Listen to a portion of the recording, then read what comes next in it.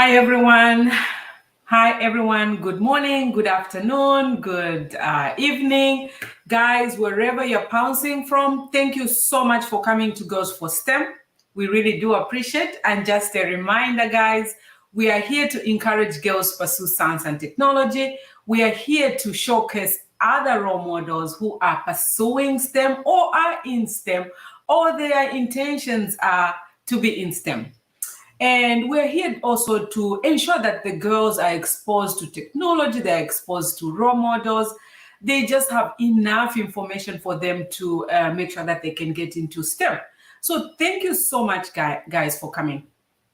And guys, remember, we are here to also just bring in other types of STEM people that are here. So you're going to hear different types of careers that they are pursuing. Guys, today I have an interesting person. Oh my God, I am so excited. I've been trying to, speak to her for some time. Engineers are always busy, so we always have to be patient until finally we can speak to them. But I'm so excited to speak to this woman. She's very smart, and yeah, she's in STEM. So guys, without wasting a lot of time, let's dive into it. Let's bring her up. Hi, Hosna. Thank you so much for coming to Girls for STEM. I really do appreciate. I know you're very busy, but today you prefer to come spend some time with us. I really do appreciate. Thank you so much. Of course, you're welcome. Good morning. I love your intro. I love your smile. It's making my day. Thank you so much. Wow. Thank you so much for coming. And Hosna, I have some questions I want to ask you. So I always want to ask engineers. So tell us, what are you doing right now? And of course, you're in US. So tell us, what are you doing right now? Yes, right now, currently, I am working at an agricultural tech startup called Proterra Ag. My current title is Associate Embedded Systems Engineer. But as I learned really quickly, working at a startup, it's a very small company. There's like around 20 employees. I'm wearing like multiple different hats. At the moment, I'm currently technically like a software engineer or like a full stack developer. So I'm working mainly on the UI of our specific product. I'm working on a particular product right now. It's a water management system. It's one of the first of its kind. There's not that many out there. So just trying to develop that and working on inventing that. And it's been a really exciting experience so far. I've been there for a year. So just using different programming languages. My background is actually computer engineering. So I've taken both computer science classes and electrical engineering classes. So just getting familiar with that. And yeah, that's what I'm doing so far. Wow, that's exciting, guys. She's in STEM, and I just like that women can talk like that. Because before, guys, remember we were thinking only men can talk, articulate to technical skills like that. It's just amazing to see a woman talk about science and technology in that manner. Thank you so much for that introduction.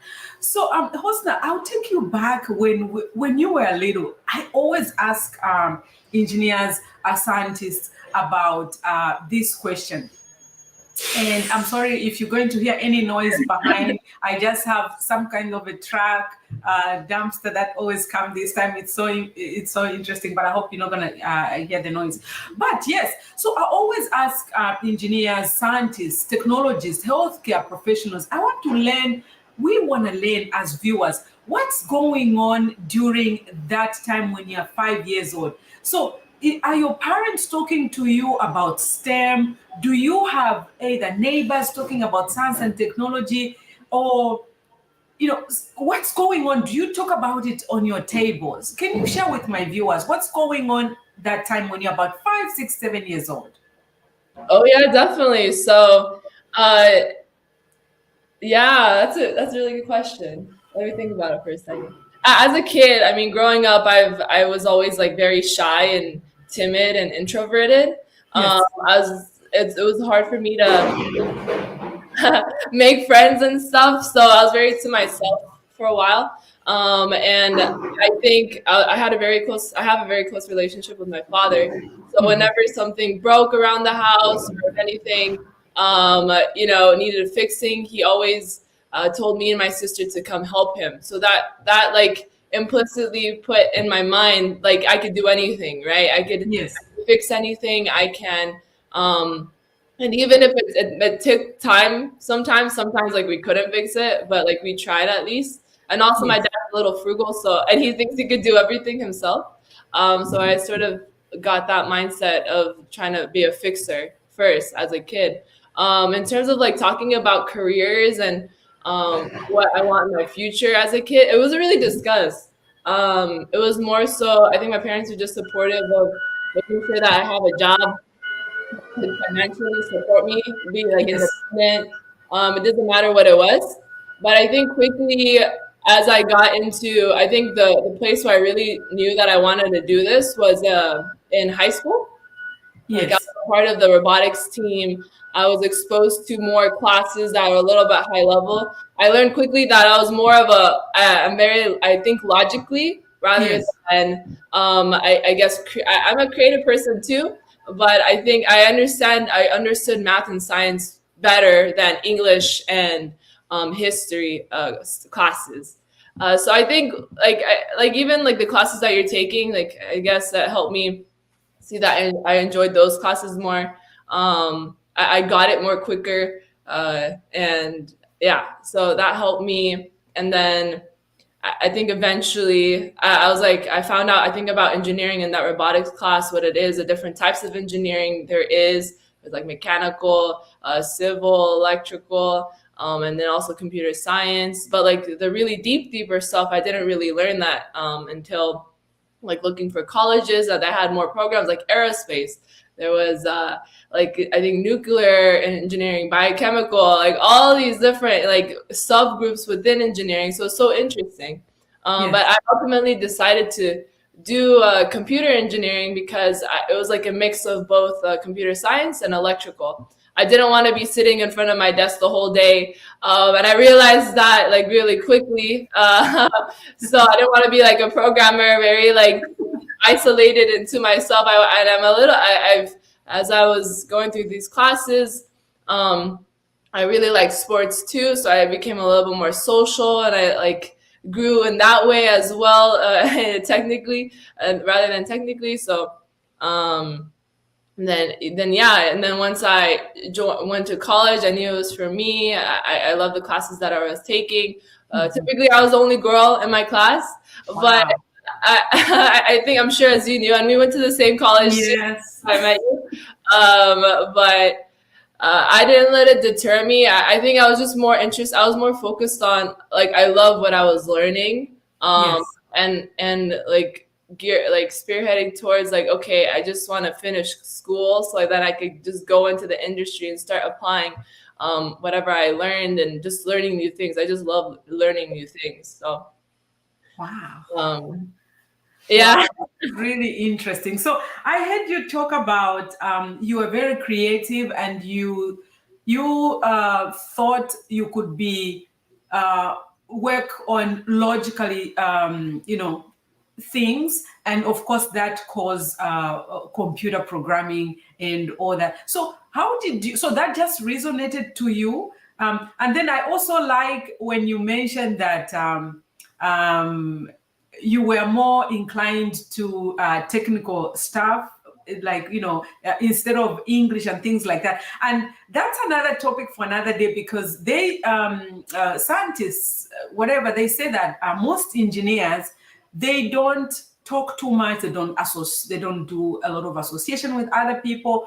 They don't do very well in English, and they always talk about that. And I just wanted to comment that that's really interesting, because I think most engineers, we go through that, and they say if you find engineers who can articulate well, mix that combination, they are really a bullet. But it's really a challenge, because we are more focused on being so logical and trying to process things than English, because English is just another animal. What do you think? Oh yeah, no, I 100% agree with you. I think the most important thing, well, like as people, as you start applying to companies and putting your resume out there and interview with different companies, I feel like in school all you think about is the technical aspect. And Yeah. yeah, when you socialize, you make friends in class. That's how, because after you graduate from college, it's really hard to make adult friends, I think, because you're not really exposed in the same environment and the same peer, Yes.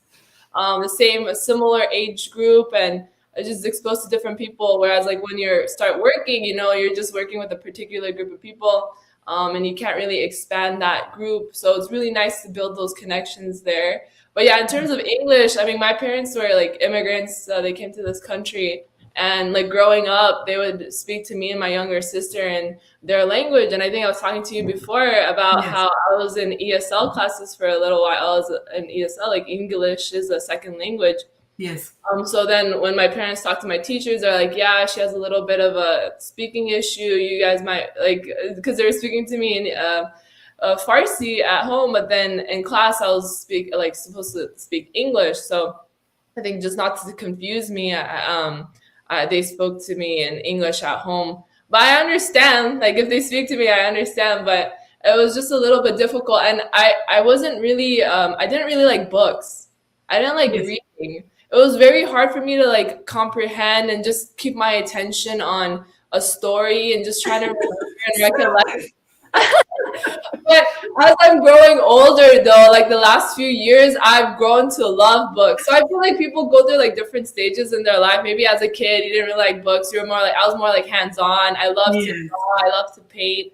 I love to uh, knit. My mom taught me how to knit and like sew and like do small things where like you're using your hands more, and it's Yes. more like stuff like that. But yeah, now growing older and now like being in the workforce, and it's not just technical stuff. These companies, like you said, it's very rare to find an engineer that can communicate well. Mm-hmm. If they're struggling, they know how to ask questions, they know how to, approach people in a certain way. I've been reading like I'm a very avid self-development, self-growth, all these things, just because like I struggled like as a kid, being Yeah. introverted, and it was very hard to relate to other people. So now like I've gotten better at it. I feel like I'm still growing every day. I'm still learning new things. I like sometimes after meetings and work, I'm just drained because like just the effort of talking sometimes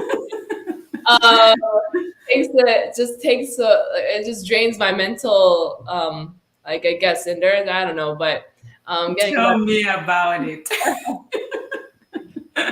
Uh, it's a journey, but I mean, I'm happy with where I am, and yeah, I'm growing to love reading and Wow. English. Yeah, that's very interesting. And I'll tell you something.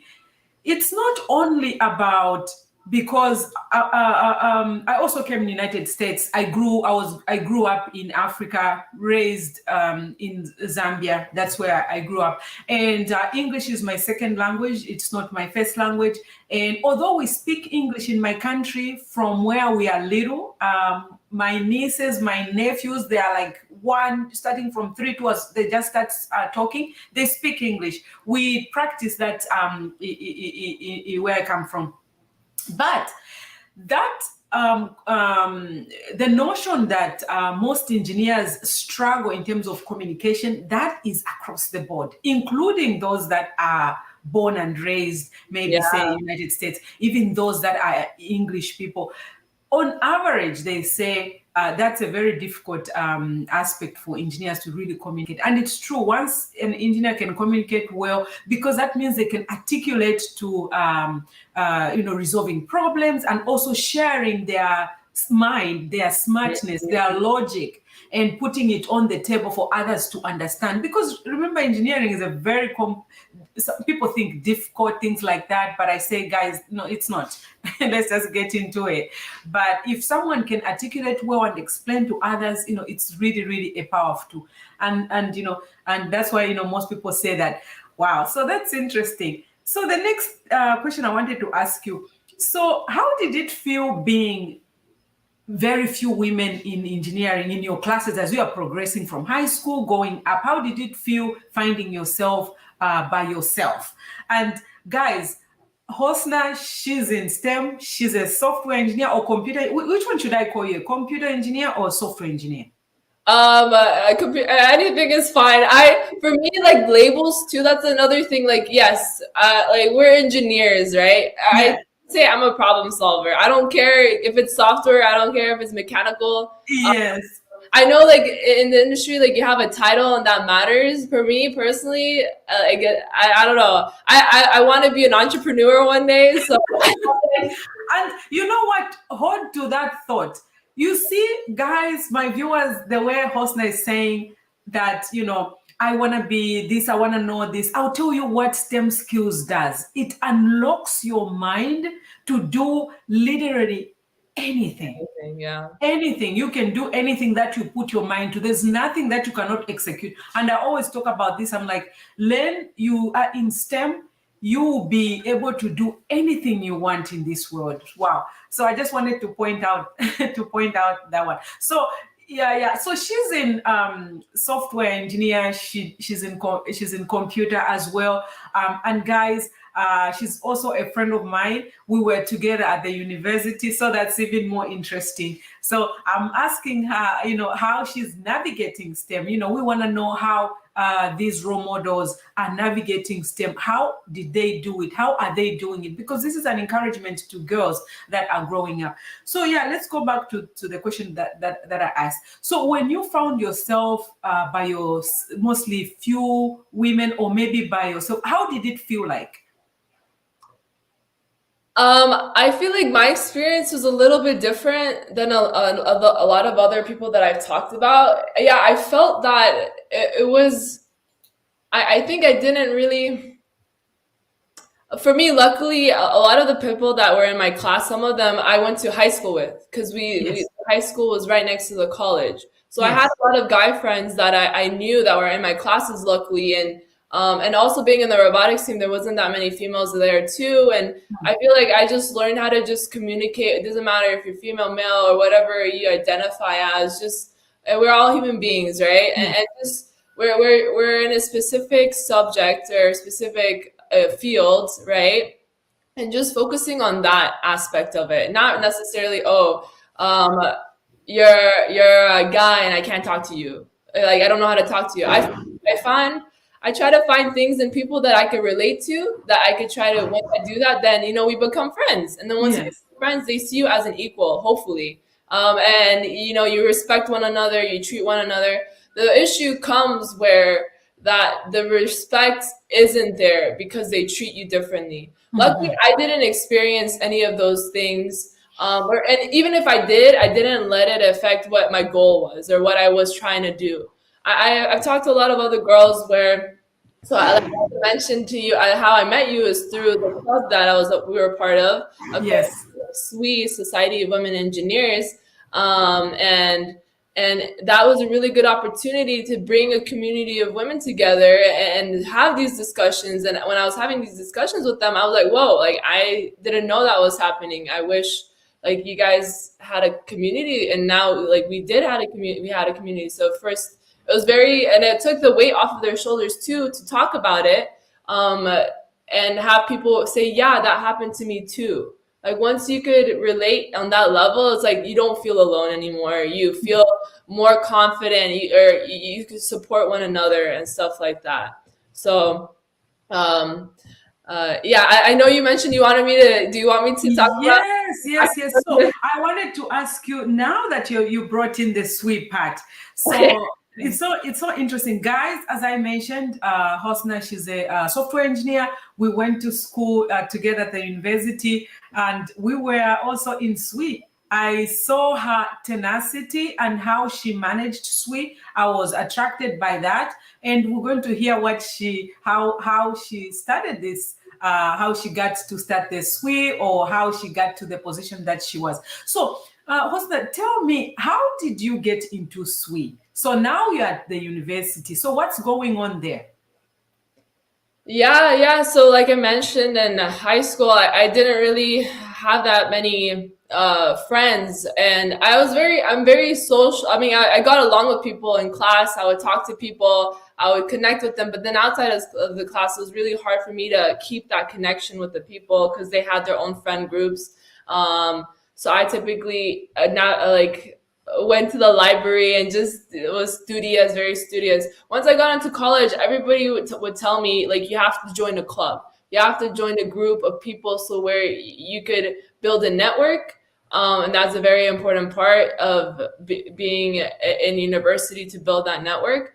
Yes. So I was looking at these clubs, and the only one that I could relate to, like, there's ASME, American Society of Mechanical Engineers, ASCE, all these different organizations, but particularly for the one, there was nothing for really my background, my computer engineering specifically, but there was this group, SWE, I saw, like Society of Women Engineers. I'm like, oh, okay, Yes. that I'm a woman, and I'm an engineer, so I think that was the closest thing that I could relate to. So I went to the first meeting, and I was a little shocked when I went, and there was only two people in the meeting. It was the president, Yes. and the vice president, and I was like a new member. So I came there, I sat, they talked. I'm like, okay, like, they're trying to do things here and there. But when I left, I was a little bit, I'm like, should I keep doing this? I don't know. Like, there's not that many people. And like, maybe I just won't join a club. But then I thought to myself, like, no, like, this has potential. Like, this group, I kept going. I kept going to the meetings. There's like maybe one other person that would come, then those two people, and it was just us. And I think the first year I was there, I think as a freshman or sophomore. Then the next year, those people had to graduate. They were leaving. So Yes. they needed someone to take their role. And they asked me if I wanted to take the president role. I'm like, I just came, I'm just a member. And then I became secretary. So I was just taking notes for the president. And then they're like, yeah, it's only you left. So if you want it, you can have it. So Yes. then, I mean, me being me, I felt a little bit intimidated by it. I'm like, I don't really deserve it, mentality, but and it was out of my comfort zone. I didn't know how to really be a leader. So I was like, this is a great opportunity. Yes. I was reading a book last night talking about, it's by Abby Wambach, Wolf, and she was saying, if you keep saying that you're gonna wait until you're ready, you're not Yeah. gonna be ready. You're gonna have to do it at some point. So so I did it, and then I was like, okay, if I'm gonna do this, whenever I do something, I try my best. Like, I put all my heart in it, and I want it to succeed, and I want it to be successful. So then I started in all my classes. I was like, okay, what if I ever see a girl, I'm gonna tell them about sleep. I'm gonna talk to them. And then I slowly started to get people on, and I started to grow my board. So I was like, okay, how, like, logically, I had to think, okay, I have a problem, right? I have a very small group. How do I grow this group? Yes. I'm like, I can't do it by myself. And I can't, and then I had to learn, I can't do everything either. So I had to find people that I could trust and delegate specific things to them so they could help me and help the organization at school to grow.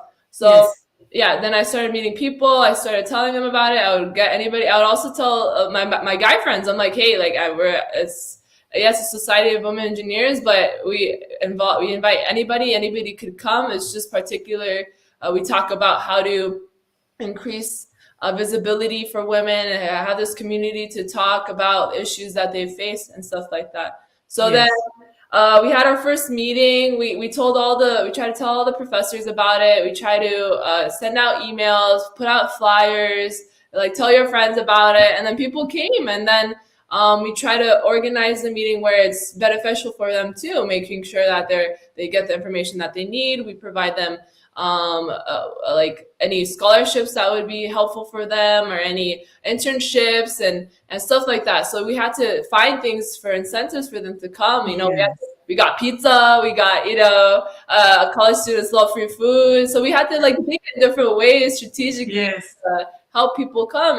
And thank God, like, I met you there. And I know we're like different backgrounds. I know you said you're manufacturing systems. Mm-hmm.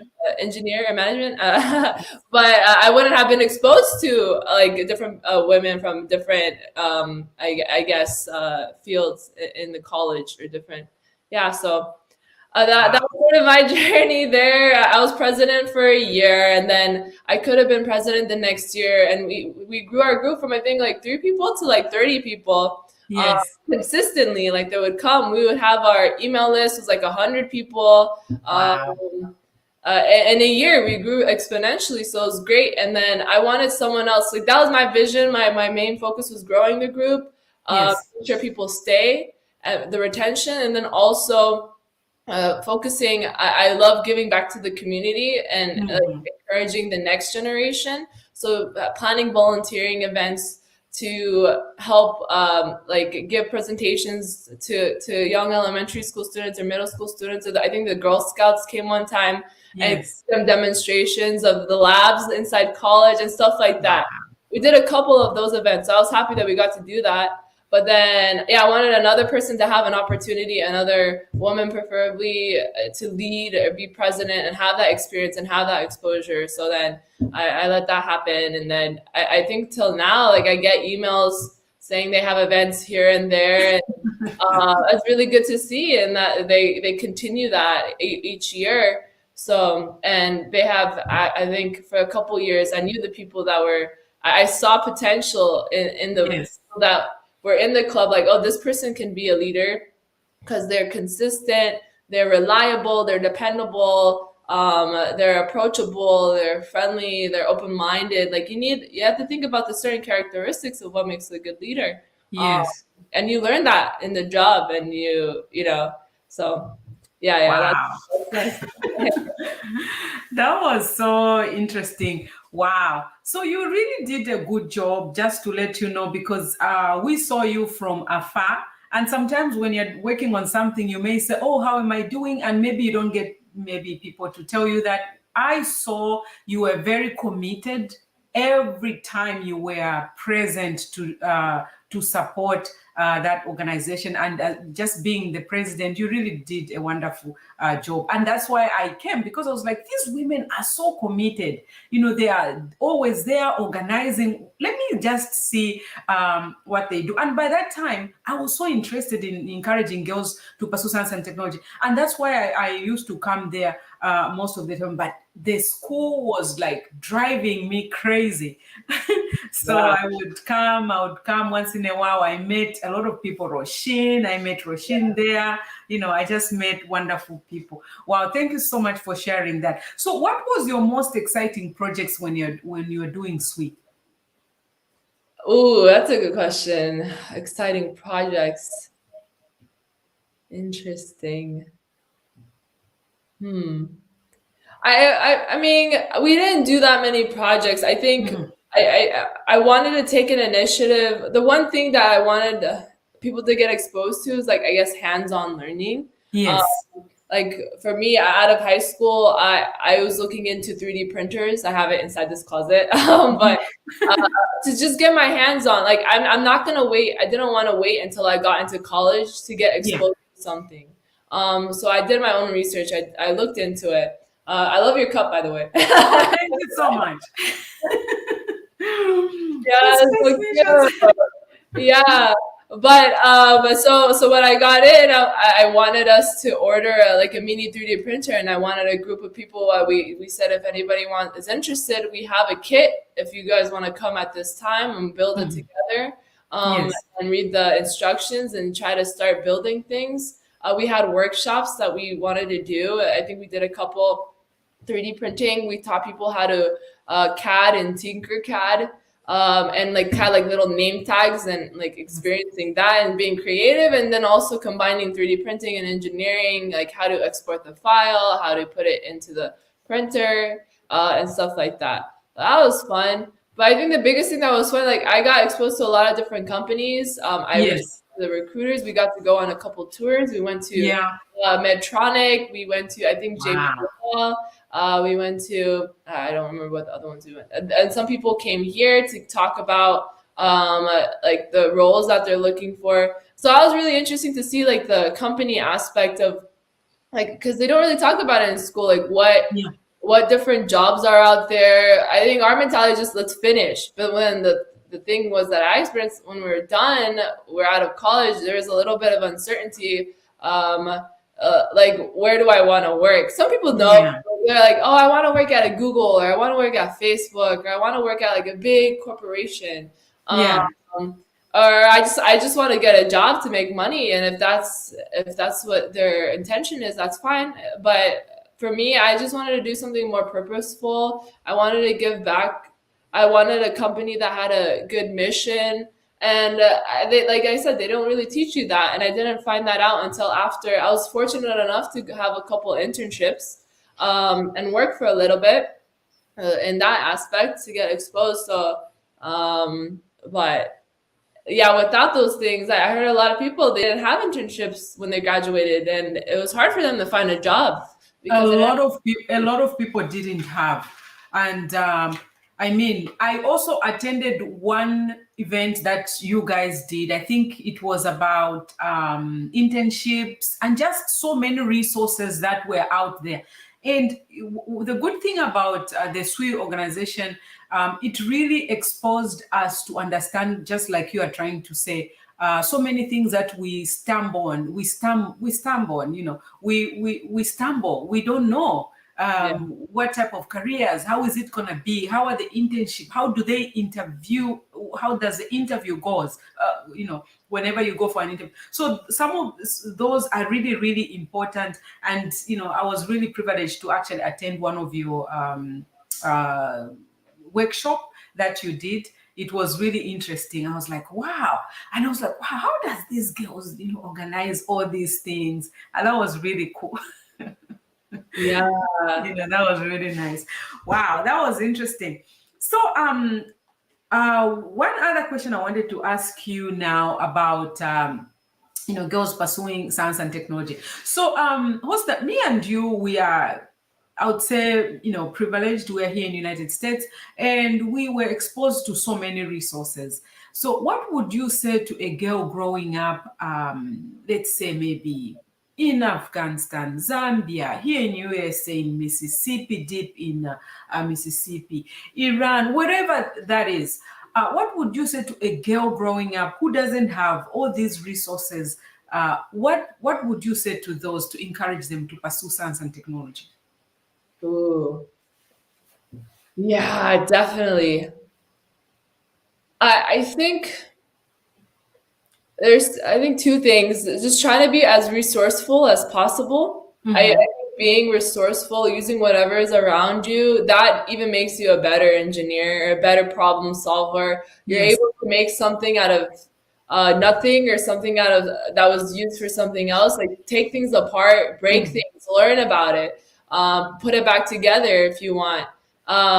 Just small things like that first, and then also just like see what you love about it and grow that passion and grow that love and grow that like desire to pursue it. And don't let that's another thing a lot of, I think, girls face is they're gonna get scrutinized, they're gonna get criticized, they're Yes. gonna get put down by people because Mhm. they're afraid that they're Yeah. gonna actually be successful.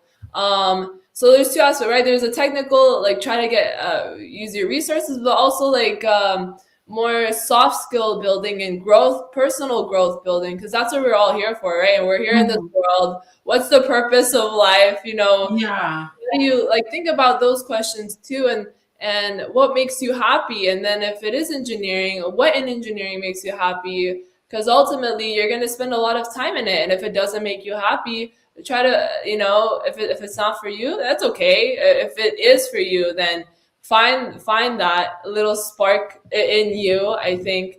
Grow that confidence, grow that speak, just speak to your parents, speak to your siblings, speak to your grandpa, cousins, whatever, about anything. Just learn how to communicate. Just stuff like that. I think, yeah, Yeah, that's really true. And I always say, being curious, asking yeah, questions. definitely. And remember, guys, most engineers see. Hosna is still emphasizing on the same points that most engineers come here, they still advise us, asking questions, being curious, looking around whatever opportunity resource that you can have. And I always give example of myself. When I was back home, I didn't have that opportunity to become an engineer. Number one, there were no schools that would accept us. They only used to take the top, because there was only one university, you can imagine. But I never gave up the passion. So even if you don't have resources around you, you never know where you're going to end up. So you still need to keep looking, keep being curious, asking questions around, looking for those resources. I always talk about the blue rope. The blue rope is your resource, your information. So you have to keep looking for a blue rope. And when you're talking about the blue rope, you have to ask, say, have you seen the blue rope? Have you seen the blue rope? Because if you're just quiet, somebody has seen the blue rope and they don't know that you're looking for it. And I always say you have to keep talking, keep mentioning something that you're looking for, because you don't know who has it. So no, thank you so much for that response. So I'll give you a few minutes, Hasna, whatever you want to say to Girls for STEM, to girls out there, my viewers. So feel free, I'll give you some time to just say anything that you want to say. Oh, yeah, definitely. Well, I'd like to thank you. Thank you for starting this and having this conversation. I think at first, it has to start with a conversation, or like you just right now, like you said right now, right? Yes. If you don't talk about it, if there isn't any conversation, then how are people supposed to know that people are going through these things, right? Yes. Supporting anything in any way to any organization, giving back, whether it's money or time, to help like people who don't have resources, help them get resources. If you have a resource, why not give back and support them so they can continue to grow, and also support one another. That's the biggest thing.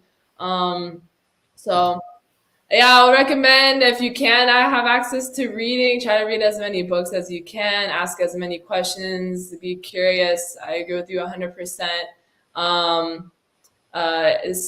Like, don't try to put each other down. Just if you fail, you're gonna fail a lot. Yeah, engineering is all about failing.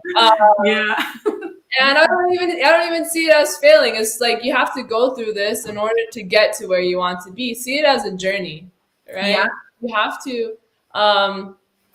to fail, and if you do, don't let it deter you. I know sometimes people get really hard on themselves. They're very perfectionist. They just want to get everything right.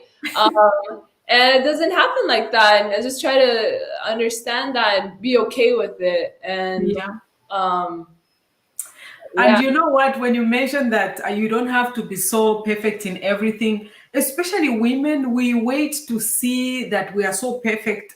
There's a lady I was talking to last weekend. She came here on this channel. She was saying sometimes we only know like 75% of the job that they've advertised, or maybe 80%. And as women, we don't go for it because we are scared and saying, I can't do that, or I can't, but men, they're very confident. So, because if you know 80%, 70, that means 25 you can learn, or things like that. So, you just reminded me to hit that point because, we really have to make sure we can, also have confidence in what we are doing, and just to enhance ourselves.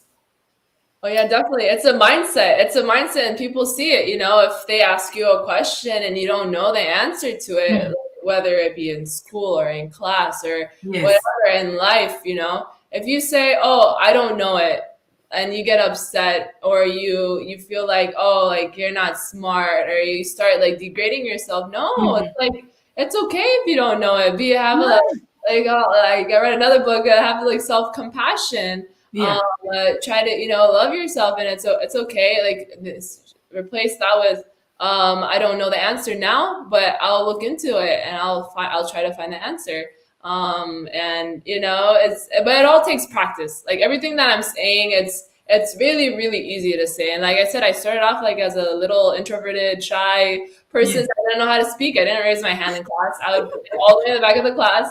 But then slowly, you know, just like practice, like do one thing that scares you. There's going to be a lot of things that are going to scare you. So we're doing small steps. It's okay. You're not alone. I think a lot of us, like we taught the whole aspect of this, you might think you're alone, but you're not. You know, you find one other person, or it doesn't have to be even a person. It could be like a role model. There's any woman leader, engineer, STEM or related. You know, there's so many out there. Hopefully more in the future, but you know, so Wow. And it's interesting, you know, we really, really have to make sure we know that it's through pursuing, through pushing, through determination that we get yeah, to the, you know, to the other side of the road. And there's always a light at the end of the tunnel. yes, yeah. So we just have to keep going. Wow. Thank you so much, Hosna. Oh my God. It was nice talking to you, just helping us understand how you've navigated your STEM. Thank you so much for inspiring women. And guys, my viewers, you know, she's a software engineer and she was also my colleague at the university. She was the president of SWE and now she's a STEM professional. So we really, really are privileged to have her.